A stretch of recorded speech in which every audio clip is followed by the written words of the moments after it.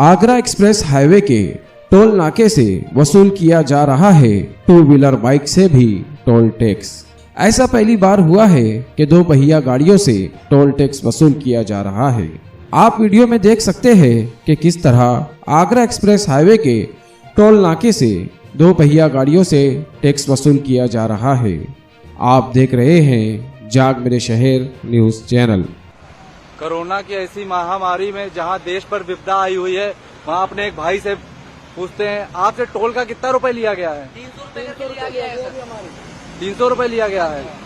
ऐसी स्थिति में जो आपसे 300 रुपए लिया जा रहा है, आपको कष्ट हो रहा होगा। कष्ट हो रहा है, हमारे पेट्रोल भरने के लिए पैसा नहीं हो रहा है। एक तो हम इतने टूटे फूटे स्कूटर लेके आ रहे हैं। देखिए, ये देखिए हरियाणा से आ रहे हैं, ग्राम से आ रहे हैं, 1500 किलोमीटर की दूरी से हम आ रहे हैं। 1500 किलोमीटर की दूरी से आ रहे हैं। 300 रुपए का टोल इन सबसे लिया गया। आप सबने टोल भरा है?